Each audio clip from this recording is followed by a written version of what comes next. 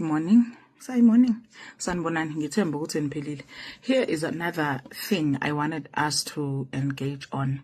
I recently saw usisi, two members of Home Affairs angazi yakiphi indawo kodwa khona they've been they were caught, they were persecuted, banakhuzwa basentenzwa empeleni icala labo liphelile njengana umuntu othola 12 years ejele for issuing ama ID to in an illegal manner to illegal foreigners or illegal immigrants. We understand.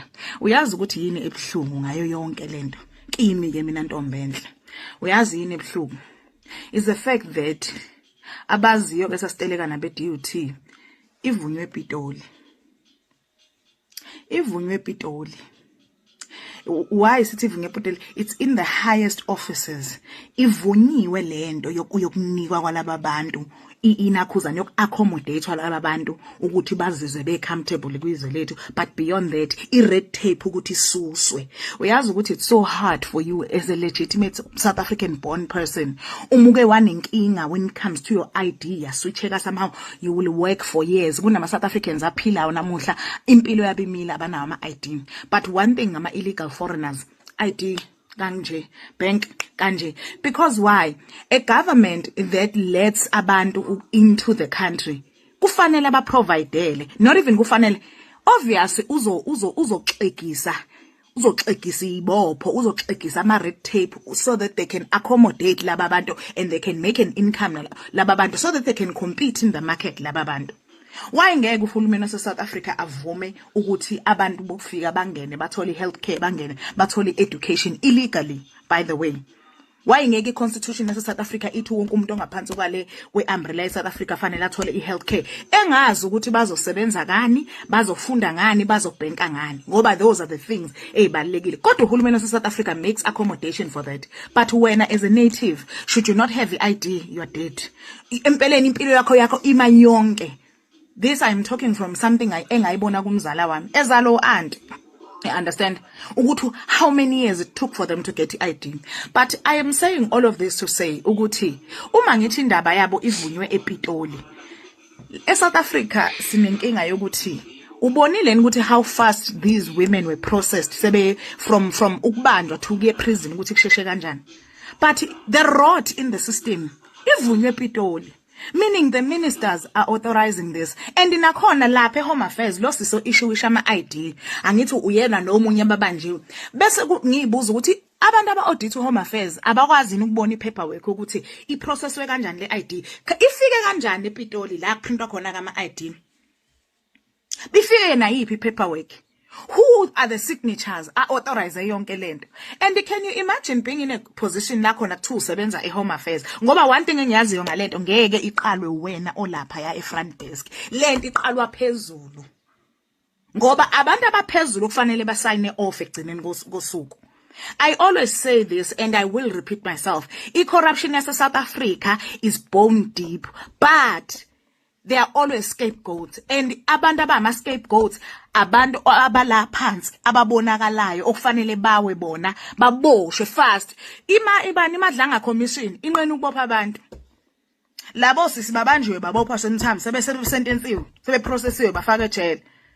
It's such an incredible thing ukuthi South Africa i-corruption yakhona is so deep. Afika kanjani amaphepha ePitoli ngoba phela uma kuukuthi abantu abaphenya amabhuku bayazi yonke le yanto is systematic, ihleliwe, kunama vetting processes. Njengoba wena umuntu wase South Africa kunzima ukuthi uthole ID, it's because wena uzohamba through proper channel. Imuphi lo mzilo hamba ama illegal foreigner wavula ubani? Ubani owavula lo mzila? Ubani umnikazi walo mzila? Kuboshwa labo sisi, kuboshwe bonke osisi nje abasebenza eHome Affairs basazoboshwa. Nakhona futhi into engiyibuza yona ukuthi hayi ukuthi ngizama ukuba udevil's advocate la, ngithi mina uma ethi boss yakho processor lama Pakistan, processor lama Ethiopians, uprocess ama documents abo ubafake kwisystem, uzonqaba yini? Uzonqaba ngaliphi? I'm not necessarily saying that is what happened, but into yase South Africa corruption yakhona, we must stop pretending engathi ise Home Affairs. Iphezulu ko minister, iphezulu kubantu aba authorizayo, iphezulu ise Pitoli. It's on the highest offices of the state. And the reason indaba yemadlanga commission ingaprocesseki is because kufanele kushe bonke labo big fish. O big fish aba implicate and o big fish ba owner yonke into. Ama lawyer, legislation yonke into. You the ordinary South African o participate kwi crime wena ozowa. Dear South Africans asebenza ema ofisini kahulumeni a processa izinto wena oyejele. Wena oyejele. Umphathi wakho lapha phezulu amanakuze namakutu amnike fu u2 million noma u1 million noma amkhokhela on a monthly basis wena udlo 1000 noma 7000 wena kodwa uzoyejele egcineni kosuku. But you must know that. And do they deserve to go to prison? They do. Abahambe because they make it hard for South Africans. Anovuli lo mzila ukuthi ama South Africans aphumelele. Nivula lo mzila ukuze kuphumelele abantu bangaphandle. Shosho hambani ejele nonke nomzala beni. But the problem still remains. Ivunywe Pitoli i-corruption yase South Africa. Uyazi ukuthi ngiyaxolisa for being long. Ngibe ngifuna ukusho on another part. When the South African government authorized ukuthi amadoda asengathatha izibongo zabafazi, a lot of people were enraged bekhuluma indaba yokuthi abafazi abashada ama foreign. One thing abafazi bayathanda ukushintsha izibongo, bahleli behomesis okujuku bonke bayakuthanda leyo nto. But watch this space. Mhla uhlangana neChina lakwamkhize. Ugcwabe. Uyothini? In your mind, you will just assume ukuthi I know leli China la kaMkhize ngoba kushada umuntu kaMkhize lutho. Yilo mzila nje, yile ya first lane yalapha eHome Affairs.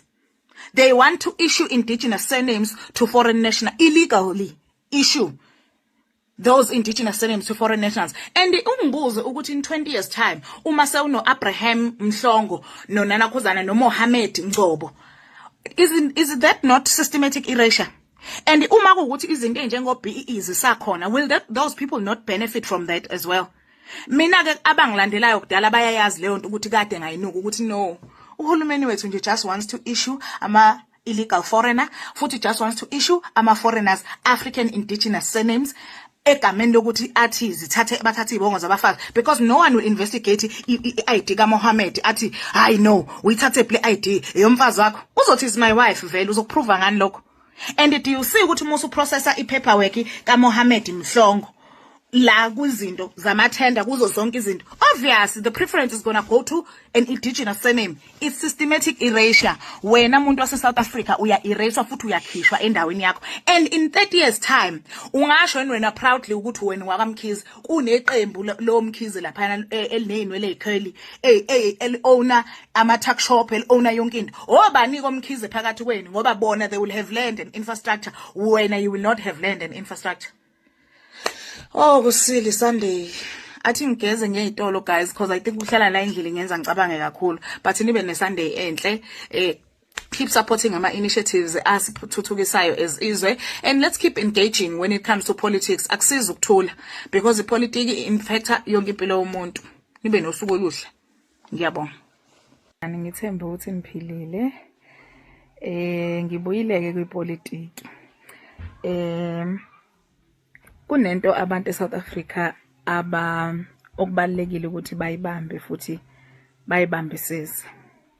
Ipolitiki yaseSouth Africa ayidesignelwe ukuthi ikukhulule wena umuntu omnyama.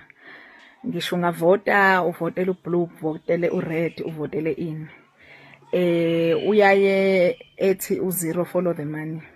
Athi what matters about any political party is that you must follow the money. Angiqondile ukutalka down on Julius because naye wenza lokho akwazi ukwenza.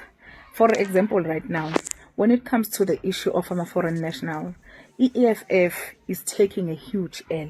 It's taking a huge loss, meaning a lot of South Africans are frustrated with the lack of control and the lack of regulation and the lack of enforcement when it comes to guarding our borders and having proper immigration systems.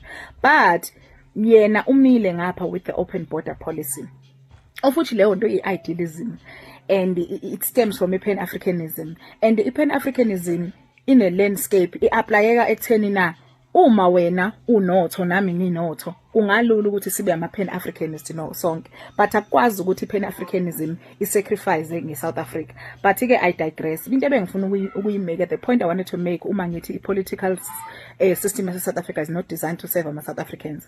Lana mhla uforma your political party, ama-sponsors wakho iwona akunika mandate ukuthi wena this is the role ofanele uyidlale.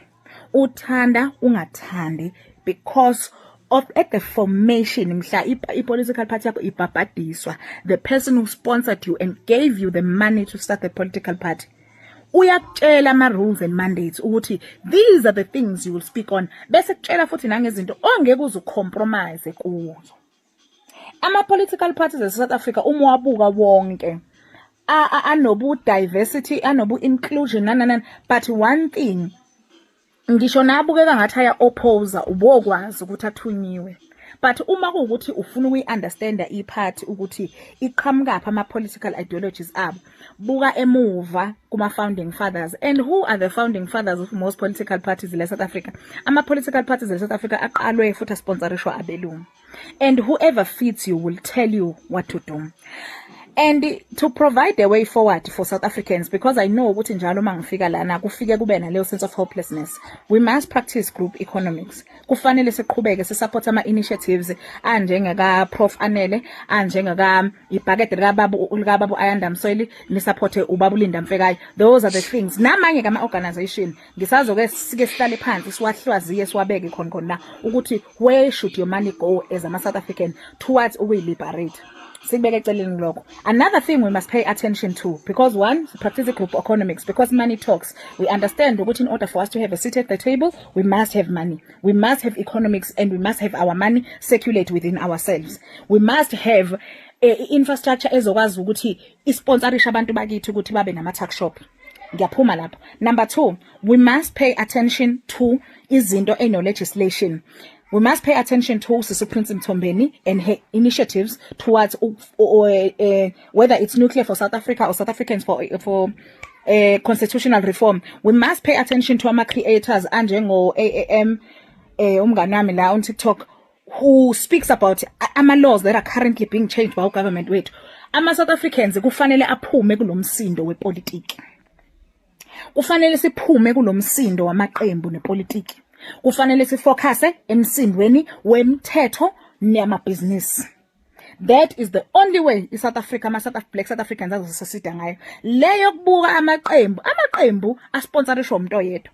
Akuhlukene nokuthi kudlala umjaho la onke lamahashi abhethwe umuntu oyedwa. Either way, whether kuwina bani, usala uyawina lo winayo. Because why? Ufaka imali yakhe kubo bonke laba bantu. And right now, EFF under a lot of pressure. Bafuna bayayibona inkinga, and even ama-followers akhona ayayibona inkinga ukuthi less dance sabo sama illegal foreign nationals siyaba jeopardize, but because at the core of the of iqembu, those are some of the things that they agreed on. Lento ifana nesithwalo awashintsheka ama terms and conditions aso. Uma uzama ukwashintsha ama masters ayafika azokunenebula ngenduku, ayakushaya.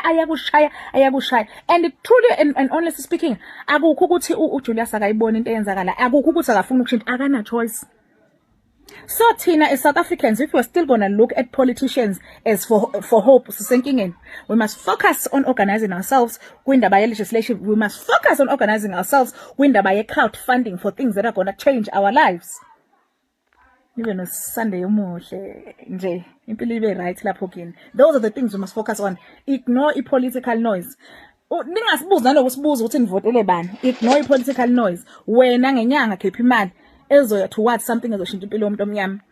Wena ngesikhathi sakho research, follow creators who are busy with indaba yomthetho ukuthi iziphi izinto fanele siyisayinele ama-petition azo. We must organize bahlali, organize and focus. Ningavumi ukuphazanyiswa indaba yepolitiki. Osopolitiki banama-contract abo abamele kufanele bawafulfile bethanda ngisho bengathandi. Nibe right lapho. Dear South Africans, by now, I'm sure swabonile ama video that are circling around. In one of the videos, iveza ama Malawi nationals, illegal Malawi nationals as South Africa, being moved from one city to another. Abantu who are living in some communities report seeing massive buses coming in. Bayabala bathawu 3 angenile kwi community yami bafakwa endaweni eyithile. eSherwood nibonile ukuthi there are organizations afikile azofida abantu baseMalawi ukubanakekela while they are dealing njoba behleli nje in these camps, we understand. President of South Africa, I hope nibonile futhi na video yakhe. I'm going to try to have a screenshot hayo yonke lento engiyikhulumayo. Ekhuluma ngendaba yokuthi abantu abangekho documented uzocela ukubambisana namanye amazwe ukuthi bathathwe from South Africa babuyiselwe emazweni abo. Mina, I have a couple of questions around indaba yama NPOs or NGOs that are feeding abantu base ama illegal foreigners. Ngoba I think South Africans do not understand why this thing is happening. A lot of us do not understand ukuthi kwenzakalani kahle kahle, why are illegal foreigners protected so much in South Africa. Futhi why is it ukuthi la in South Africa we're the only country in the world la khona illegal foreigner liyalwelwa ukuthi lihlale kulelo uzwe futhi li-retain. Ngizokutshela nje in simple terms, our constitution is the greatest single weakest document when it comes to enforcing our laws. These NPOs wabonayo promoter eyophaka isobho for ama illegal foreigners, they are not just doing that alone, they are also taking government to court. I need South Africans ukuthi ba understand ukuthi uhulumeni wase South Africa ngesibophezelo se constitution yethu akanalo ilungelo lokuthatha abantu bangaphandle abaxoshwe without provision. You understand leyo nto? Imithetho yethu ngamanye amazwi yaphikisana. Khona imithetho ekhona eHome Affairs ethi noma immigration laws, but ama NPOs, because of our fundamental constitution, ethi wonke umuntu has a right to healthcare, ethi wonke umuntu has, South Africa belongs to everyone, ethi wonke umuntu has a right to healthcare and life. We understand leyo nto. And by virtue of those laws being in our constitution, by virtue of our constitution not being specific to certain individuals or to South African, it makes South Africa, from our healthcare to our public services, a free for all. Siyizwe ngamanye amazwi ngenxa yomthetho wethu elivuleleke kuwo wonke umuntu. I think I need South Africans to understand that ukuthi uhulumeni right now ngokunyakazisa nje laba bantu njengoba benyakaziswa people on the ground, they have a right ukuthi bazo persecute futhi labo bantu. Lokho fanele sikusho sidlule, because why? Umthetho wase South Africa uthi South Africa yawo wonke umuntu. One, futhi ithi South Africa bonke abantu base South Africa ngaleso sikhathi banelungelo elifana nabantu base South Africa. That is the single weakest document esinayo. South Africa is our constitution. Hence, I am calling for South Africans to submit their reviews. That was the first part of a conversation in. Second part of a conversation enginayo engifisa sicabange South Africans. Upresident uma ethi abantu abangekho documented uzobayisa emakubo, even though ama NPOs azomlwisa ngalokho, but uthi uzobayisa emakubo. Bese ngithi mina, for those who are documented, sazi ngani ukuthi they got their documentation in a legitimate way? In South Africa, I think we've established ukuthi yonke into umthetho wase South Africa uwiki. One, futhi we've established ukuthi eborder bayathenga, eHome Affairs kune fast lane enika abantu citizenship, bayathenga. How will we differentiate? And akhona nama report ukhona umunye ubaba that I follow unama report asho ukuthi ama documents are fake akhandiwe South Africa natholeke ngokungemthetho angakanani. Nakhona that report is old, namuhla ke mangakanani ama citizens abantu abathole ubuzwe la eSouth Africa ngendlela okungeyona.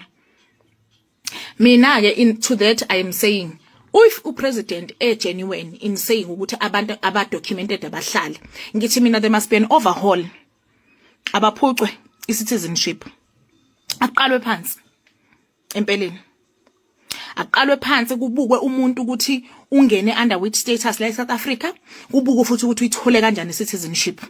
Akwazi ukuthi abantu abafika ngama tourist visa bezovakasha eSouth Africa suddenly bazothola citizenship, sebenayo vele citizenship. We must have a complete thorough investigation into all people abathole i-citizenship ya South Africa in the last 20 years. Uma kungukuthi ugovernment userious ngempela ngokusizwa eSouth Africans, overhaul, aqalwe phansi process ye citizenship, aqashwe abantu, akuvula opportunities vele Home Affairs iqalwe phansi process, because we cannot pretend as if asazi ukuthi kunabantu abathole ama citizenship documents ngokungemthetho. There must be a complete overhaul of the system. And another topic I wanted to touch on, third point, I am seeing a lot of videos, ama mutuals are making a lot of videos bekhuluma ngendaba yaba South Africans la athi umthetho awukho umthetho la. Kwampunza endlemini eSouth Africa bayazenzela. ukuba kunjalo ngabe asina inkinga yo husband and wife. I think they are colored, abadutshulwe amaPakistani, abahupa bahamba bayobika amaphoyisa athi abathuma kwenye indawo kanti bazohlangana namaPakistani. You understand? Lento ibopheni ithuli thethu, the police are in on it. Our state officials are all in on it. So asikwazi ukuthi ezweni elingenamthetho bese nireprimanda abantu abaphansi. You understand? Awukho umthetho nje South Africa. What law enforcement? Because awukho umthetho. Ukuba ukhona umthetho ngabe sikulezi inkinga esikuzo yini? Would we be in the state in the first place if we really had law enforcement in South Africa? Ukuba umthetho uyalandelwa eSouth Africa. And ifanele uyibuza ukuthi usuzolandelwa manje ngobani? Uma lithi nina iyekelana izinto ezandleni zomthetho, muphi umthetho? Ngoba umthetho awukho. We must take government to court the same way as ama NPO are taking uhulumeni to court. People must account.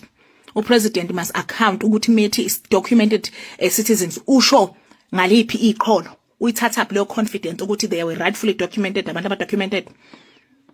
Nana ukuthi nje asylum seekers sifuna ukunderstand ukuthi bagcine sebeyithola kanjani citizenship eSouth Africa seberana ibaza shop benebaza shop mafia sebedubulana nabantu. Sifuna ukunderstand ukuthi abantu abaxoshwe udlame emazweni abo bagcina kanjani sebedubula abantu eSouth Africa.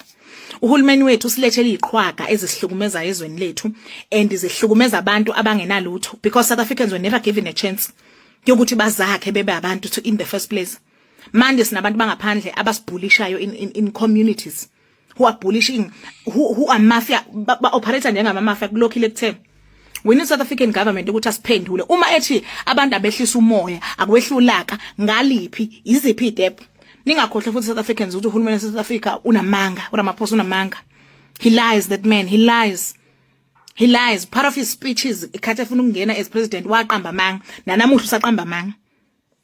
We need an overhaul of the Home Affairs system. We need a constitution as South Africa ukuthi review. Without the revision of the constitution as South Africa, asiyindawo because all these NPOs that are feeding people, they will still stand for them. They will take government to court. Finally, we understand it. We must understand that fact and get it out of the way. Make your submissions. 2 pinned videos in my bio azokuchazela ukuthi usubmit kanjani. Nibe nosuku oluhle.